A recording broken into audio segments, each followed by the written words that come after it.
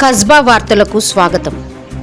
రంగారెడ్డి జిల్లా మోయినాబాద్లో తెలంగాణ రక్షణ సేన party chief Kalvakuntla Kavitha party జెండాను ఆవిష్కరించారు. అంబేద్కర్ విగ్రహానికి పూలమాల వేసి నివాళులర్పించారు. ఈ సందర్భంగా తెలంగాణ రక్షణ సేన పార్టీ చీఫ్ కల్వకుంట్ల కవిత మాట్లాడుతూ, తెలంగాణ రాష్ట్రం ఏర్పడిన ప్రజలు ఆశించిన లక్ష్యాలు పూర్తిగా నెరవేరలేదని అన్నారు. తెలంగాణ హక్కులను కాపాడడానికే తెలంగాణ రక్షణ సేన ఏర్పాటైందని తెలిపారు.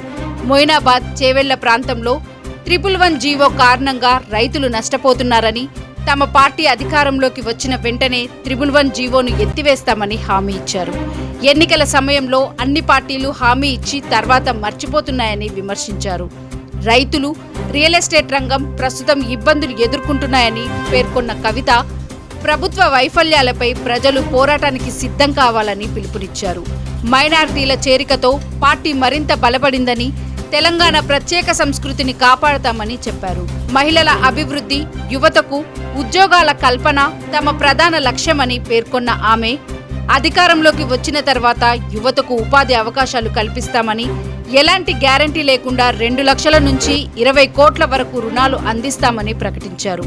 అనంతరం చిలుకూరు బాలాజీ ఆలయాన్ని సందర్శించిన కవిత, ప్రజలకు మంచి చేసే శక్తిని ప్రసాదించాలని స్వామివారిని ప్రార్థించినట్లు తెలిపారు. రైతుల సమస్యలు పరిష్కారమై రాష్ట్ర ప్రజలకు మేలు జరిగేలా ఆశీర్వదించాలని కోరుకున్నట్లు ఆమె తెలిపారు. మోయినాబాద్ సభలో 111 జీవో ఎత్తివేత, రైతుల సంక్షేమం, మహిళల అభివృద్ధి, యువతకు ఉద్యోగాలు, గ్యారంటీ లేని రుణాల హామీలతో కవిత చేసిన వ్యాఖ్యలు రాజకీయ వర్గాల్లో చర్చనీయాంశంగా మారాయి. శివశంకర్ గారు,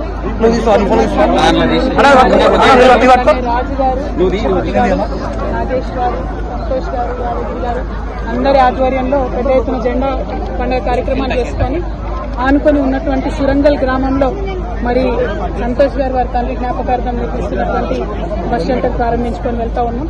మరి హైదరాబాద్ కూతవేట్ల దూరంలో ఉన్నటువంటి మోయినాబాద్ లో జరగాల్సినటువంటి అభివృద్ధి కానీ, జరగాల్సినటువంటి పరిస్థితి కానీ 12 ఏళ్లలో జరగలేదనే భావన ప్రజల్లో కనపడతా ఉన్నది.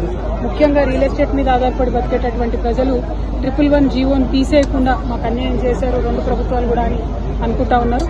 అట్లానే పెద్ద ఎత్తున కూరగాయలతో పండించి మరి ఇక్కడ నుంచి హైదరాబాద్ మీద ఆధారపడేటటువంటి ప్రజలు కూడా మాకు మా ఇంట్లో ఏదైనా చిన్న అవసరం ఉంటే కూడా అమ్ముకుంటే పక్కకు 100 ఎకరాలు ఉన్నది, ఇక్కడ మాకు అంత విలువ లేదు, మా భూమికి 100 కోట్లు ఉన్నది ఎకరానికి, మా భూమికి అంత విలువ లేదనేటటువంటి ఒక విషయాన్ని కూడా ప్రజలు చెప్తా ఉన్నారు. అల్టిమేట్ గా తెలంగాణ రక్షణ సేన పుట్టిందే తెలంగాణ ప్రజల హక్కులను కాపాడడం కోసం కాబట్టి తప్పకుండా తెలంగాణ రక్షణ సేన అధికారంలోకి వస్తుంది. మేము అధికారంలోకి వచ్చిన తర్వాత 111 జీవోను తీసేసి ఈ 120 గ్రామాల ప్రజలకు వారి భూమి విలువను పెంచే విధంగా ప్రయత్నం చేస్తామని సందర్భంగా తెలియజేస్తూ జై తెలంగాణ. చిలుకూరు బాలాజీ అంటే కొంగు బంగారంగా భావిస్తాం. ఇక్కడ వచ్చి కోరిన కోరిక తీరనటువంటి వాళ్ళు లేరని చెప్తాం. మరి వాళ్ళ తెలంగాణ రక్షణ సేన ఆధ్వర్యంలో మా నాయకులు అందరం కూడా కలిసి జెండా పండుగ నిర్వహించుకునేటటువంటి సందర్భంలో చిలుకూరు బాలాజీ వారి ఆశీర్వాదం తీసుకోవడానికి ఇక్కడికి వచ్చినాం.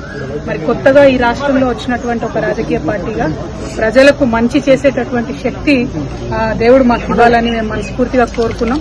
మరి చిలుకూరు బాలాజీ గారి దయ వల్ల ఖచ్చితంగా తెలంగాణ రాష్ట్రంలో ప్రజల పక్షాన నిలబడి ప్రజలకు మంచి చేసే విధంగా కొట్లాడతాం. మా నాయకులకు, మా కార్యకర్తలకు అందరికీ కూడా ఆ శక్తి రావాలి, మా పార్టీకి బలం రావాలి. దానివల్ల ప్రజలకు మంచి జరగాలని మనస్ఫూర్తిగా కోరుకుంటున్నాం. ఇవాళ రాష్ట్రంలో అనేక పరిస్థితులు గమనిస్తున్నాం. రైతులు బాగా తీవ్రమైన ఇబ్బందుల్లో ఉన్నారు. వారికి మంచి జరిగేటట్టుగా ప్రభుత్వానికి బుద్ధి ఇవ్వాలి ఆ చిలుకూరు బాలాజీ అని కూడా మనస్ఫూర్తిగా కోరుకుంటున్నాం. Thank you. జై Telangana.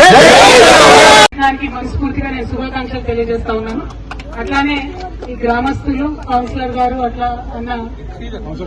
Thank you for watching Kasba news channel. నిరంతర వార్తల కోసం ఛానల్ ని సబ్స్క్రైబ్ చేసుకుని పక్కనే ఉన్న బెల్ ఐకాన్ ని క్లిక్ చేయండి.